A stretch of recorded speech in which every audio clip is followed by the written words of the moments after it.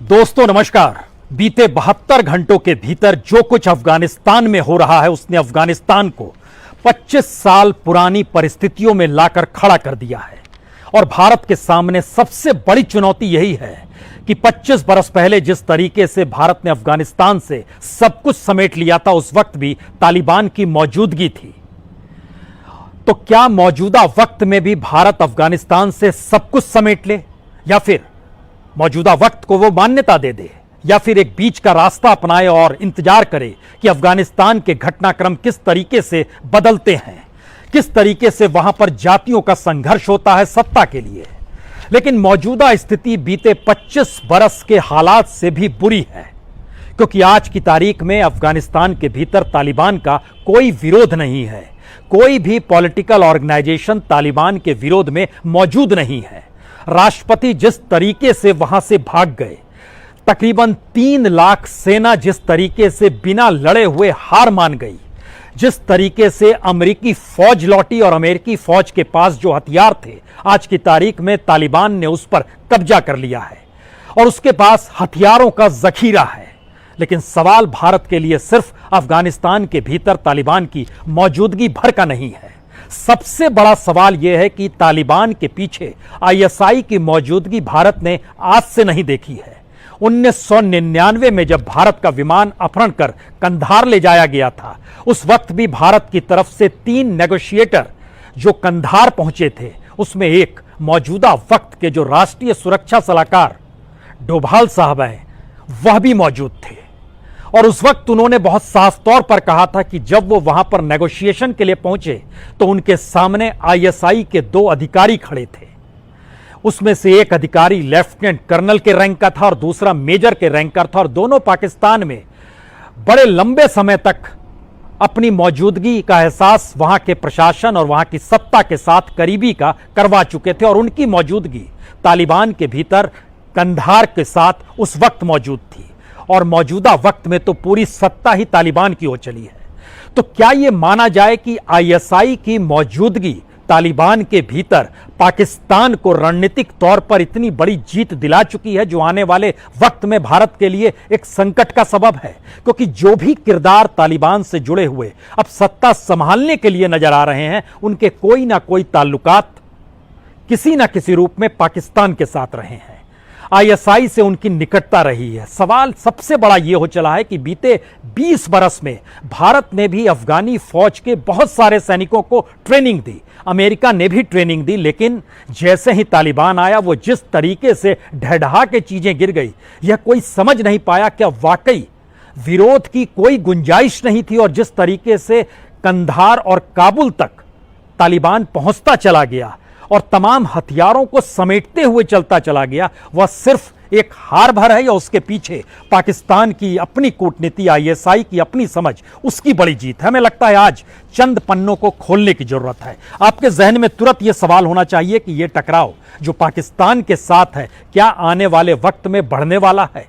यकीनन बढ़ने वाला है, और उसकी कोई ऐसी गुंजाइश आपको नजर नहीं आएगी जिसमें आप कह पाएं या सोच पाएं कि वाकई पाकिस्तान अब भारत के लिए कहीं ज्यादा परेशानी का सबब पैदा नहीं करेगा, क्योंकि तालिबान उसके अनुसार चलेगा। तालिबान के अनुकूल की परिस्थितियां वो अफगानिस्तान में क्रिएट करेगा, और यह एक ऐसी परिस्थिति है जो समूचे साउथ एशिया में भारत के लिए एक मुश्किल वक्त है। और शायद इसीलिए जो सीसीएस की बैठक दिल्ली में लगातार बीते 48 घंटों से कई खेप में चली है, वह इन बातों को समझ रह पा रही है कि आने वाले वक्त में कितनी बड़ी मुश्किल हो सकती है। यह एक बड़ी चुनौती है। लेकिन हमने जब कहा पन्नों का जिक्र करें, तो 1999 में जिस आईएसआई की मौजूदगी में लेफ्टिनेंट कर्नल और मेजर की मौजूदगी थी कंधार में, उस वक्त जो अधिकारी यानी अजीत डोभाल जो मौजूद थे, उस समय वह होम मिनिस्ट्री में काम कर रहे थे। लेकिन आज की तारीख में वो राष्ट्रीय सुरक्षा सलाहकार हैं, और सीसीएस की बैठक में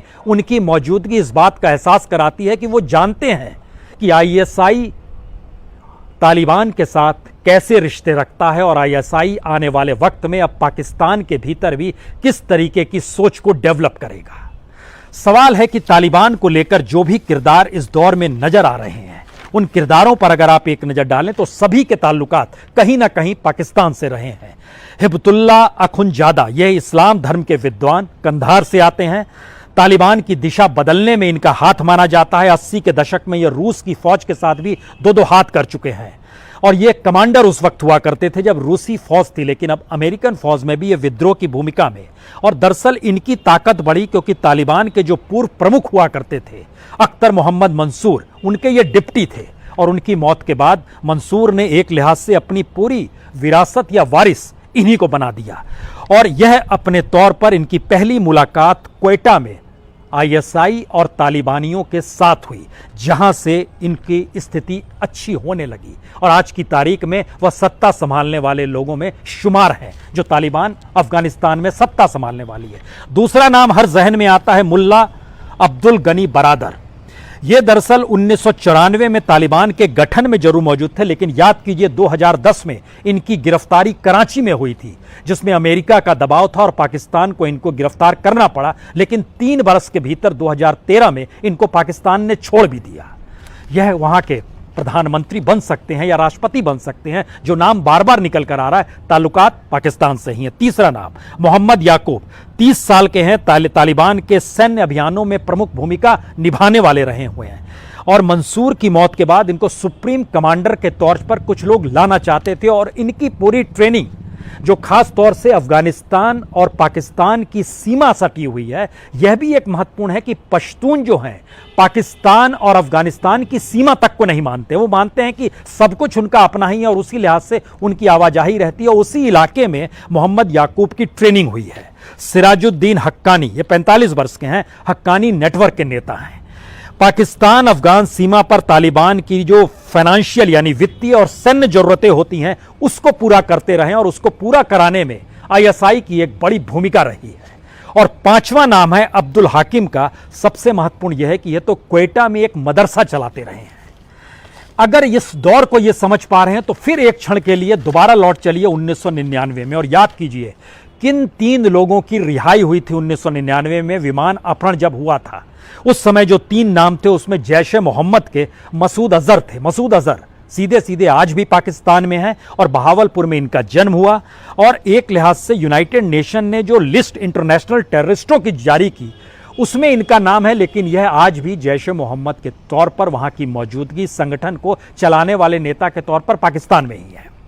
दूसरा नाम था मुश्ताक अहमद जरगर। ये कश्मीर के नौहट्टा में इनका जन्म हुआ है और याद कीजिए रूबिया सईद का अपहरण, उसमें भी इनका हाथ था, लेकिन इसके बाद ये वहां से निकलकर पाकिस्तान चले गए और एक लिहाज से कहें तो मुजफ्फराबाद में अभी भी इनकी रिहाइश है। तीसरा नाम है उमर शेख। जन्म लंदन में हुआ, लंदन स्कूल ऑफ इकोनॉमिक्स में पढ़ाई कर रहे थे, लेकिन इन्होंने कुछ विदेशी नागरिकों को अगवा किया था और याद कीजिए इस जो वॉल स्ट्रीट जर्नल है उसके जर्नलिस्ट हुआ करते थे डैनियल पर्ल, उनकी हत्या हुई। लेकिन जब इनको 2002 में इनको पर जब केस चल रहा था तो इनको मृत्यु दंड की सजा दी गई, लेकिन इस कोविड के काल में बड़े शांतिपूर्ण तरीके से 2020 में 2 अप्रैल को पाकिस्तान की अदालत ने इनके मृत्यु दंड के फैसले को ही पलट दिया। किरदारों को समझने की स्थिति में आइए कि तालिबान की मौजूदगी का मतलब आईएसआई की मौजूदगी तो नहीं है, आईएसआई की मौजूदगी का मतलब पाकिस्तान का वर्धस्त तो नहीं है, पाकिस्तान के वर्धस्त का मतलब अब चीन हाथों में हाथ डालकर अफगानिस्तान में इंटर करेगा, क्योंकि खुद चीन की नज़र अफगानिस्तान के खनिज पर है और वहां से वो अपनी व्यापार की जो एक लकीर सड़क के जरिए खींचना चाहता है उसमें उसकी पूरी नज़र है और उसकी दृष्टि में यह एक अनुकूल वक्त है। तो ये कहीं ना कहीं इस ग्राउंड जीरो के दायरे में पाकिस्तान आकर खड़ा हो जाता है। भारत के लिए यह भी मुश्किल सबब है, क्योंकि पाकिस्तान और भारत की सीमा के बीच में जो कश्मीर में आतंकवादियों की सप्लाई लगातार होती रही है, उसमें क्या वाकई कश्मीर के रेडिकलिज्म या कट्टरवाद को उभारने की दृष्टि से टेररिस्टों की आवाजाही शुरू होगी, यह भी एक सवाल है। अगला सवाल यह है कि जो 1990 से लेकर 2001 तक जिस दौर में तालिबान की मौजूदगी थी, उस वक्त दुनिया की आर्थिक स्थिति इतनी डामाडोल नहीं थी जो आज की तारीख में है। यानी आर्थिक तौर पर दुनिया कमजोर भी है और संघर्ष भी कर रही है और प्रतिस्पर्धा भी कर रही है, और संयोग से इस प्रतिस्पर्धा के दायरे में चीन और अमेरिका आमने सामने खड़े हैं। रशिया भी एक लिहाज से अफगानिस्तान में तालिबान का कोई बहुत विरोध नहीं कर रहा और यहीं से सवाल खड़ा होता है कि यूनाइटेड नेशन को जिस रूप में बनाया गया था उसकी भूमिका भी कुछ रहेगी या नहीं रहेगी। यह एक अच्छी बात है कि बीते दिनों भारत सुरक्षा परिषद की अगुवाई कर रहा है 1 महीने के लिए, और उस 1 महीने की चर्चा में 2 बैठकें अफगानिस्तान पर हुई है और उस अफगानिस्तान की बैठक में भारत ने कई सवाल उठाए हैं जो सुरक्षा परिषद की सवाल को लेकर उठाया गया है। फिलहाल भारत के प्रधानमंत्री नरेंद्र मोदी उसकी अगुवाई कर रहे हैं, लेकिन उस अगुवाई के दौर में क्या कुछ हो रहा है, यह एक पाकिस्तान के साथ टकराव की परिस्थिति को भी समझने की जरूरत है, क्योंकि जो 2 बैठकें हुई, इन दोनों बैठकों में यह चेयरमैनशिप जो कर रही होती है कंट्री, उस पर होता है कि वह किसे इन्वाइट करे। पाकिस्तान को इनवाइट नहीं किया गया और पाकिस्तान ने न सिर्फ आपत्ति जताई बल्कि तालिबान के पक्ष में बोलकर अपने अनुकूल एक जमीन तैयार करने की कोशिश भी की, क्योंकि यूनाइटेड नेशन की इस बैठक में जो भारत द्वारा बुलाई गई थी, क्योंकि भारत उसकी अगुवाई कर रहा है, और उसमें वहां पर बहुत साफ तौर पर भारत ने कहा कि किसी की भी स्वीकारता और वैधता के लिए जरूरी है, अफगानिस्तान के मद्देनजर भारत का जो बयान था वहां एक राजनीतिक समाधान निकले जो कि महिलाओं, बच्चों और अल्पसंख्यकों के मानवाधिकारों का पूरे तरीके से समाधान करता हो। यूनाइटेड नेशन ने अपने तौर पर जो पर्चा जारी किया उसमें लिखा कि तालिबान इस संघर्ष का अंत राजनीतिक हल निकाल कर करे और अफगानिस्तान को एक बार फिर चरमपंथियों की पनाहगार ना बनने दे। चीन ने अपने तौर पर इस बैठक में कहा, जो 2 बैठकें हुई, सदस्य देश मानवीय आपदा को रोकें, युद्ध की समाप्ति हर कोई चाहता है, लेकिन पाकिस्तान को शामिल ना होने देने पर चीन ने अफसोस इस यूनाइटेड नेशन की बैठक में जता दिया। और पाकिस्तान के जो मुनीर अकरम साहब है, जो कि अस्थायी दूत है वहां पर, उन्होंने कहा कि अफगानिस्तान की शांति प्रक्रिया में पाकिस्तान की एक अहम भूमिका है। अगर भारत जानबूझकर हमें अफगानिस्तान के बारे में नहीं बोलने दे रहा है तो यह बेहद अफसोसजनक है। यह टकराव की एक ऐसी परिस्थिति है जो यूनाइटेड नेशन से शुरू हो रही है। दूसरी महत्वपूर्ण बात है कि यूनाइटेड नेशन की सुरक्षा परिषद क्या वाकई कोई बड़ा निर्णय ले सकती है। अब 24 तारीख को G7 की बैठक है। दुनिया के जो बड़े रईस देश हैं, जिसमें जर्मनी भी है, फ्रांस भी है, जापान भी है, अमेरिका भी है, ब्रिटेन भी है, इटली भी है। सवाल यह है कि G7 की बैठक वो देश अपने लिए कर रहे हैं, अपने लिए एक लकीर खींच रहे हैं कि साउथ एशिया के भीतर जो हलचल मची हुई है उसमें उनकी मौजूदगी कैसे, किस रूप में होगी। यूनाइटेड नेशन की भूमिका में सबसे बड़ी बात यह है कि 5 देशों के पास वीटो है और उस 5 देशों में 2 देश मौजूदा वक्त में तालिबान के साथ खड़े नजर आते हैं। उसमें एक चीन है और एक रशिया है। यानी बाकी कोई मायने नहीं रखता है कि फ्रांस हो, अमेरिका हो, ब्रिटेन हो, इनकी भूमिका जो भी हो या जिन बातों का भी जिक्र करे, एक सहमति यूनाइटेड नेशन में नहीं बन पाएगी। और भारत के लिए सबसे मुश्किल यही है कि जो एक ऑर्गेनाइजेशन का साथ उसे मिलना चाहिए और फिर अगस्त के बाद जब किसी दूसरे देश के पास ये चेयरमैनशिप चली जाएगी, उस समय जो यूनाइटेड नेशन के बीच के सवाल होंगे उसमें पाकिस्तान को भारत नहीं रोक पाएगा। और पाकिस्तान जिस तरीके से रशिया और चाइना के साथ भी साथ बिछाएगा, उसमें अमेरिका भी किस रूप में अपनी मौजूदगी दिला पाएगा, या फिर वह अपने रईस देशों के साथ जो खास तौर से यूरोपियन कंट्री से जुड़े हुए हैं या जापान है, इनको साथ लेकर वो अपने लिहाज से एक लकीर खींचने की कोशिश जरूर करेगा। लेकिन फिर यही सवाल, अगर अफगानिस्तान में ISI का महत्व बढ़ चला है तो अफगानिस्तान समझने की अब जरूरत है कि ISI क्या कुछ कर सकता है।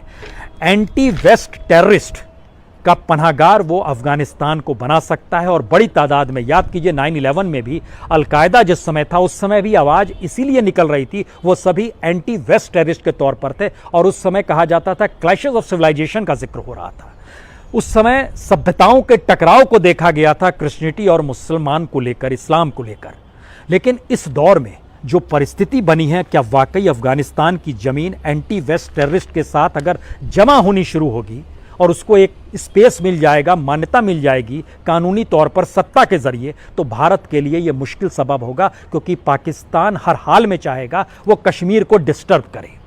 वो हर हाल में चाहेगा कि आज की तारीख में जो जैश और लश्कर की बड़ी तादाद में जो उसके आतंकवादी हैं वो किसी ना किसी तरीके से अफगानिस्तान से शिफ्ट होकर अब जम्मू कश्मीर की सीमा पर आए और इस बात का वो जिक्र करेगा कि हमारी जमीन का उपयोग नहीं हो रहा है, वो तो तालिबान जमीन का उपयोग अपने यहाँ करा रहा है, हमने कोई जमीन उपलब्ध नहीं कराई है। यानी अंतर्राष्ट्रीय तौर पर पाकिस्तान ढाल बनाएगा तालिबान की सत्ता को। दूसरा सवाल है कि कश्मीर को लेकर अगर अफगानिस्तान की जमीन का इस्तेमाल होता है तो पाकिस्तान के भीतर जो आईएसआई की भूमिका है वो आपको एक झटके में बढ़ती हुई नजर आएगी, क्योंकि पाकिस्तान की सियासत एक लिहाज से कश्मीर के इर्द गिर्द घूमती है और उस सत्ता को मान्यता मिल ही जाती है जो कि कहीं ना कहीं डिस्टर्ब पैदा करने की स्थिति में सबसे ताकतवर हो। तो आईएसआई की भूमिका और आईएसआई की ताकत वहां की फौज और सत्ता से ज्यादा नजर आएगी तालिबान और अफगानिस्तान के मद्देनजर।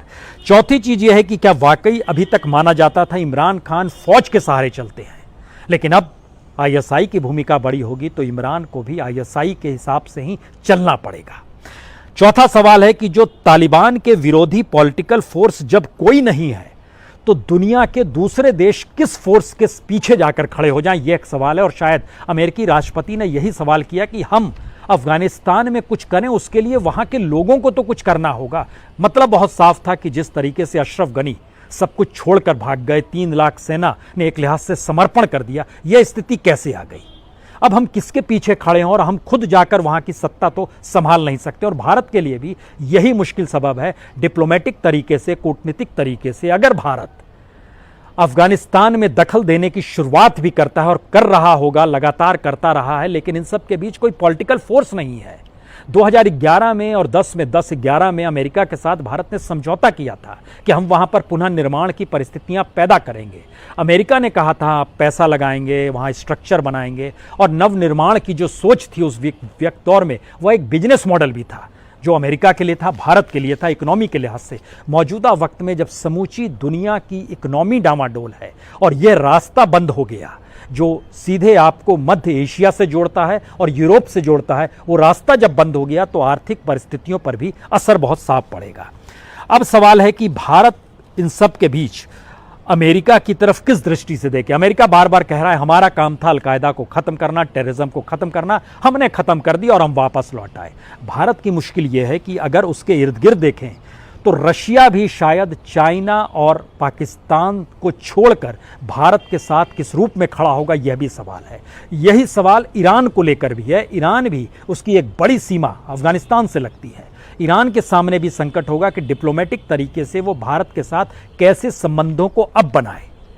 और भारत जिस पाइपलाइन का जिक्र कर रहा था वो तो एक लिहाज से अब अधर में चली गई जो कि अफगानिस्तान से होकर आनी थी।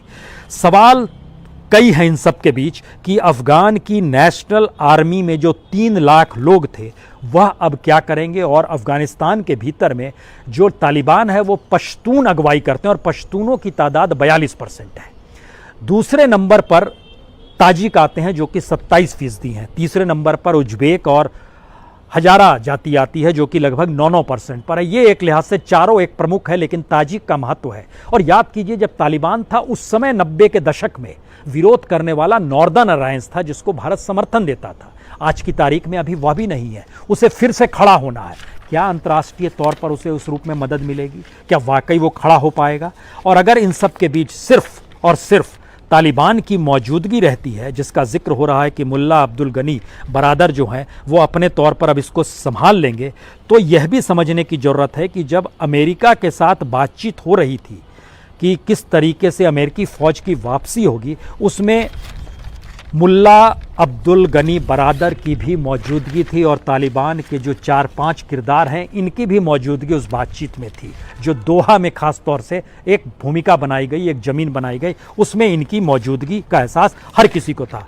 भारत के सामने सबसे बड़ा संकट है कि 1999 में जिस तरीके से उसने तालिबान के साथ आईएसआई को देखा और अब मौजूदा वक्त में तालिबान की ही सत्ता हो गई और विपक्ष में कोई नहीं है, तो भारत की भूमिका कैसी होगी? भारत क्या वाकई ऐसी परिस्थिति में आ गया है जो एक तलवार की नोक पर चलने वाली स्थिति है, या ऐसी स्थिति में आ गया है जहां रस्सी तनी हुई है, उस रस्सी पर चलने के समान अब कूटनीति को संभालना है? और भारत के सामने जब रूस, सऊदी अरब और यूनाइटेड अरब अमीरात जो एक लिहाज से तालिबान के साथ हैं, तालिबान का विरोध नहीं कर पा रहे हैं, लेकिन अभी वह खुले तौर पर चीन और पाकिस्तान की तरह बोल भी नहीं रहे हैं। हर कोई इंतजार कर रहा है कि आने वाले वक्त में तालिबान में जैसे ही वहाँ के राष्ट्रपति जो भी बनते हैं उनकी सत्ता को मान्यता कौन कौन से देश देंगे। भारत भी इसका इंतजार कर रहा है, लेकिन इस कड़ी में जो 6 देश निकल कर आते हैं उसमें पाकिस्तान, चीन, रशिया, सऊदी अरब, यूएई, ये 5 देश खास तौर पर महत्वपूर्ण है, और उसके बाद तजाकिस्तान का हिस्सा आता है और ईरान की स्थिति आती है। ये 7 देशों की भूमिका अगर तालिबान से इस दौर में अपनी आर्थिक और राजनीतिक महत्वाकांक्षाओं को रखते हुए मान्यता देती है, तो मतलब बहुत साफ है कि भारत के सामने बहुत बड़ी चुनौती है, और इस चुनौती को कहीं ना कहीं किसी ना किसी रूप में जो मंच चाहिए वो अंतर्राष्ट्रीय तौर पर कोई मंच बच नहीं पा रहा है। आखिरी सवाल भारत के सामने शायद यही हो चला है कि अगर अफगानिस्तान तो भारत की सीमा से नहीं लगा हुआ है, लेकिन अगर अफगानिस्तान को लेकर पाकिस्तान की समूची राजनीति के भीतर एक ऐसी परिस्थिति आ जाए जो ट्रांसफॉर्मेशन हो, तालिबान प्रो तालिबान पाकिस्तान का एक ऐसा नेक्सस नजर आने लगेगा जिसमें कहा जाता है कि जो टेररिज्म है उसकी जमीन वाकई सीमा को नहीं देखती है, और पश्तून यूं भी जब अफगानिस्तान और पाकिस्तान की सीमा को नहीं देख रहे थे तो क्या वह धीरे धीरे शिफ्ट होंगे भारत के और भारत के कश्मीर वाले एस्पेक्ट में वो संकट पैदा होगा। और आखिरी बात जो भारत के लिए एक मुश्किल सबब है, भारत में मुसलमानों की तादाद पाकिस्तान से ज़्यादा है, और मौजूदा राजनीतिक परिस्थितियां जो है वह भारत के भीतर में मुख्य धारा से मुसलमानों को अलग थलग कर चुकी है। लेकिन भारत में मुसलमान कभी भी पाकिस्तान के हिमायती नहीं रहे हैं, टेररिज्म के हिमायती नहीं रहे हैं। उन्होंने बार बार ये आवाज़ उठाई है कि टेररिज्म का सामना हम लोग एकजुट होकर करेंगे। लेकिन सवाल ये है कि इन सब के साथ जो पॉलिटिकल लाइन है भारत के भीतर की, क्या वह एकजुट कर और भारत को डेमोग्राफिक तौर पर और लोगों को एक साथ इकट्ठा करके ये मैसेज दे पाने की स्थिति में दुनिया और ख़ास तौर से पाकिस्तान को भी अब आ पाएगी कि खबरदार जो हमारी तरफ आंख भी उठाई तो, और भारत के भीतर सभी एकजुट हैं। यह कहीं ना कहीं कोई स्पेस, पॉलिटिकल स्पेस देने का भी जिक्र जरूर शुरू होगा, अन्यथा चीज़ें बिगड़ भी सकती हैं। और शायद यही सबसे बड़ी परीक्षा है और यही सबसे बड़ी चुनौती है राष्ट्रीय और अंतर्राष्ट्रीय तौर पर।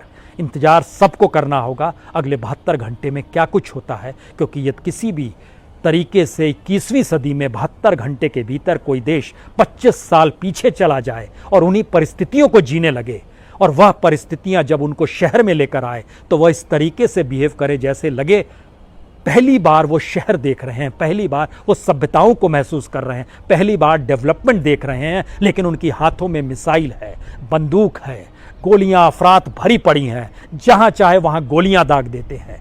यह एक ऐसी परिस्थिति है जो शायद उस सभ्यताओं को दरकिनार कर देती है जिसने भी विकास की जो भी मोटी लकीर खींची होगी। अफगानिस्तान का ये रूप और ये चेहरा 21वीं सदी की पीढ़ी ने पहली बार देखा है, और यह भी हर कोई जानता है कि मौजूदा वक्त में तालिबान जो है वह तालिबान नहीं है जिसने रशिया से दो हाथ किए थे। ये एक नई पीढ़ी का भी तालिबान है जिसने अपने तौर पर मुफलिसी और गरीबी भी देखी है, इससे भी इनकार नहीं है। लेकिन क्या वाकई सबको मुख्यधारा में लाकर जोड़ा जा सकता है? शायद यही सबसे बड़ा सवाल है। बहुत बहुत शुक्रिया, बहुत बहुत शुक्रिया। दोस्तों नमस्कार। बीते 72 घंटों के भीतर जो कुछ अफगानिस्तान में हो रहा है उसने अफगानिस्तान को 25 साल पुरानी परिस्थितियों में लाकर खड़ा कर दिया है, और भारत के सामने सबसे बड़ी चुनौती यही है कि 25 बरस पहले जिस तरीके से भारत ने अफगानिस्तान से सब कुछ समेट लिया था उस वक्त भी तालिबान की मौजूदगी थी। तो क्या मौजूदा वक्त में भी भारत अफगानिस्तान से सब कुछ समेट ले, या फिर मौजूदा वक्त को वो मान्यता दे दे, या फिर एक बीच का रास्ता अपनाए और इंतजार करे कि अफगानिस्तान के घटनाक्रम किस तरीके से बदलते हैं, किस तरीके से वहां पर जातियों का संघर्ष होता है सत्ता के लिए। लेकिन मौजूदा स्थिति बीते 25 बरस के हालात से भी बुरी है, क्योंकि आज की तारीख में अफगानिस्तान के भीतर तालिबान का कोई विरोध नहीं है, कोई भी पॉलिटिकल ऑर्गेनाइजेशन तालिबान के विरोध में मौजूद नहीं है। राष्ट्रपति जिस तरीके से वहां से भाग गए, तकरीबन 3 लाख सेना जिस तरीके से बिना लड़े हुए हार मान गई, जिस तरीके से अमेरिकी फौज लौटी और अमेरिकी फौज के पास जो हथियार थे आज की तारीख में तालिबान ने उस पर कब्जा कर लिया है और उसके पास हथियारों का जखीरा है। लेकिन सवाल भारत के लिए सिर्फ अफगानिस्तान के भीतर तालिबान की मौजूदगी भर का नहीं है। सबसे बड़ा सवाल यह है कि तालिबान के पीछे आईएसआई की मौजूदगी भारत ने आज से नहीं देखी है। 1999 में जब भारत का विमान अपहरण कर कंधार ले जाया गया था, उस वक्त भी भारत की तरफ से 3 नेगोशिएटर जो कंधार पहुंचे थे, उसमें एक मौजूदा वक्त के जो राष्ट्रीय सुरक्षा सलाहकार डोभाल साहब हैं, वह भी मौजूद थे। और उस वक्त उन्होंने बहुत साफ तौर पर कहा था कि जब वो वहां पर नेगोशिएशन के लिए पहुंचे तो उनके सामने आईएसआई के 2 अधिकारी खड़े थे। उसमें से एक अधिकारी लेफ्टिनेंट कर्नल के रैंक का था और दूसरा मेजर के रैंक का था, और दोनों पाकिस्तान में बड़े लंबे समय तक अपनी मौजूदगी का एहसास वहां के प्रशासन और वहां की सत्ता के साथ करीबी का करवा चुके थे, और उनकी मौजूदगी तालिबान के भीतर कंधार के साथ उस वक्त मौजूद थी। और मौजूदा वक्त में तो पूरी सत्ता ही तालिबान की हो चली है। तो क्या यह माना जाए कि आईएसआई की मौजूदगी तालिबान के भीतर पाकिस्तान को रणनीतिक तौर पर इतनी बड़ी जीत दिला चुकी है जो आने वाले वक्त में भारत के लिए एक संकट का सबब है? क्योंकि जो भी किरदार तालिबान से जुड़े हुए अब सत्ता संभालने के लिए नजर आ रहे हैं, उनके कोई ना कोई ताल्लुकात किसी ना किसी रूप में पाकिस्तान के साथ रहे हैं। आईएसआई से उनकी निकटता रही है। सवाल सबसे बड़ा यह हो चला है कि बीते 20 बरस में भारत ने भी अफगानी फौज के बहुत सारे सैनिकों को ट्रेनिंग दी, अमेरिका ने भी ट्रेनिंग दी, लेकिन जैसे ही तालिबान आया वो जिस तरीके से ढह के चीजें गिर गई, यह कोई समझ नहीं पाया। क्या वाकई विरोध की कोई गुंजाइश नहीं थी? और जिस तरीके से कंधार और काबुल तक तालिबान पहुंचता चला गया और तमाम हथियारों को समेटते हुए चलता चला गया, वह सिर्फ एक हार भर है या उसके पीछे पाकिस्तान की अपनी कूटनीति, आईएसआई की अपनी समझ, उसकी बड़ी जीत है? हमें लगता है आज चंद पन्नों को खोलने की जरूरत है। आपके जहन में तुरंत यह सवाल होना चाहिए कि यह टकराव जो पाकिस्तान के साथ है, क्या आने वाले वक्त में बढ़ने वाला है? यकीनन बढ़ने वाला है, और उसकी कोई ऐसी गुंजाइश आपको नजर नहीं आएगी जिसमें आप कह पाएं या सोच पाएं कि वाकई पाकिस्तान अब भारत के लिए कहीं ज्यादा परेशानी का सबब पैदा नहीं करेगा,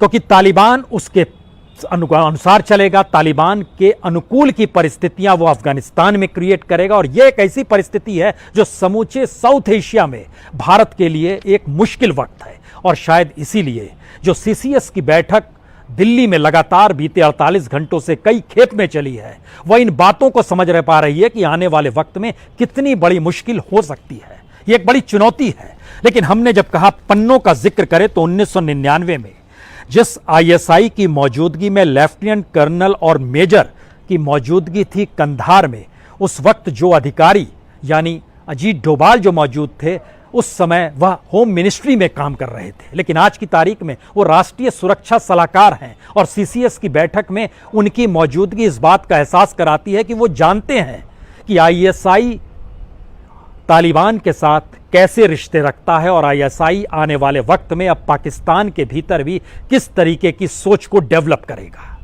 सवाल है कि तालिबान को लेकर जो भी किरदार इस दौर में नजर आ रहे हैं, उन किरदारों पर अगर आप एक नजर डालें तो सभी के ताल्लुकात कहीं ना कहीं पाकिस्तान से रहे हैं। हिब्बतुल्ला अखुंजादा, यह इस्लाम धर्म के विद्वान कंधार से आते हैं। तालिबान की दिशा बदलने में इनका हाथ माना जाता है। 80 के दशक में यह रूस की फौज के साथ भी दो हाथ कर चुके हैं, और ये कमांडर उस वक्त हुआ करते थे जब रूसी फौज थी, लेकिन अब अमेरिकन फौज में भी ये विद्रोह की भूमिका में। और दरअसल इनकी ताकत बढ़ी क्योंकि तालिबान के जो पूर्व प्रमुख हुआ करते थे अख्तर मोहम्मद मंसूर, उनके ये डिप्टी थे, और उनकी मौत के बाद मंसूर ने एक लिहाज से अपनी पूरी विरासत या वारिस इन्हीं को बना दिया। और यह अपने तौर पर इनकी पहली मुलाकात क्वेटा में आईएसआई और तालिबानियों के साथ हुई, जहां से इनकी स्थिति अच्छी होने लगी, और आज की तारीख में वह सत्ता संभालने वाले लोगों में शुमार हैं जो तालिबान अफगानिस्तान में सत्ता संभालने वाली है। दूसरा नाम हर जहन में आता है मुल्ला अब्दुल गनी बरादर। ये दरअसल 1994 में तालिबान के गठन में जरूर मौजूद थे, लेकिन याद कीजिए 2010 में इनकी गिरफ्तारी कराची में हुई थी, जिसमें अमेरिका का दबाव था और पाकिस्तान को इनको गिरफ्तार करना पड़ा। लेकिन 3 बरस के भीतर 2013 में इनको पाकिस्तान ने छोड़ भी दिया। यह वहां के प्रधानमंत्री बन सकते हैं या राष्ट्रपति बन सकते हैं, जो नाम बार बार निकल कर आ रहा है, ताल्लुकात पाकिस्तान से ही है। तीसरा नाम मोहम्मद याकूब, 30 साल के हैं, तालिबान के सैन्य अभियानों में प्रमुख भूमिका निभाने वाले रहे हुए हैं। और मंसूर की मौत के बाद इनको सुप्रीम कमांडर के तौर पर कुछ लोग लाना चाहते थे, और इनकी पूरी ट्रेनिंग जो खास तौर से अफगानिस्तान और पाकिस्तान की सीमा सटी हुई है। यह भी एक महत्वपूर्ण है कि पश्तून जो हैं पाकिस्तान और अफगानिस्तान की सीमा तक को नहीं मानते। वो मानते हैं कि सब कुछ उनका अपना ही है और उसी लिहाज से उनकी आवाजाही रहती है। उसी इलाके में मोहम्मद याकूब की ट्रेनिंग हुई है। सिराजुद्दीन हक्कानी, ये 45 वर्ष के हैं, हक्कानी नेटवर्क के नेता हैं। पाकिस्तान अफगान सीमा पर तालिबान की जो फाइनेंशियल यानी वित्तीय और सैन्य जरूरतें होती हैं उसको पूरा करते रहे और उसको पूरा कराने में आईएसआई की एक बड़ी भूमिका रही है। और पांचवा नाम है अब्दुल हाकिम का। सबसे महत्वपूर्ण यह है कि यह तो क्वेटा में एक मदरसा चलाते रहे हैं।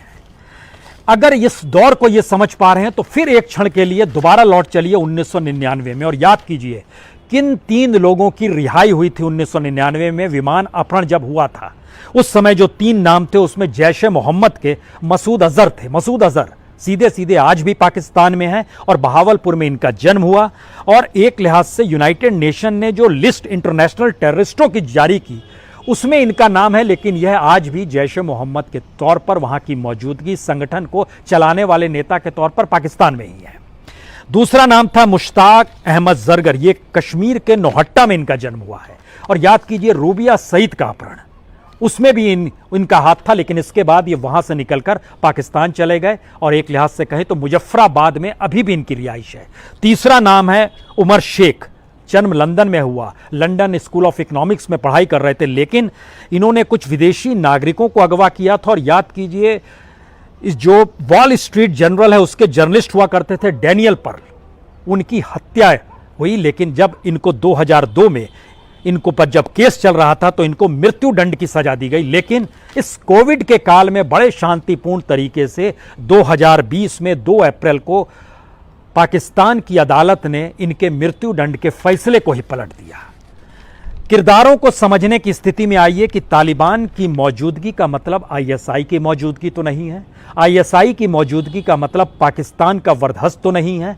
पाकिस्तान के वर्धस्त का मतलब अब चीन हाथों में हाथ डालकर अफगानिस्तान में इंटर करेगा, क्योंकि खुद चीन की नजर अफगानिस्तान के खनिज पर है और वहां से वो अपनी व्यापार की जो एक लकीर सड़क के जरिए खींचना चाहता है उसमें उसकी पूरी नजर है और उसकी दृष्टि में यह एक अनुकूल वक्त है। तो यह कहीं ना कहीं इस ग्राउंड जीरो के दायरे में पाकिस्तान आकर खड़ा हो जाता है। भारत के लिए यह भी मुश्किल सबब है, क्योंकि पाकिस्तान और भारत की सीमा के बीच में जो कश्मीर में आतंकवादियों की सप्लाई लगातार होती रही है उसमें क्या वाकई कश्मीर के रेडिकलिज्म या कट्टरवाद को उभारने की दृष्टि से टेररिस्टों की आवाजाही शुरू होगी, यह भी एक सवाल है।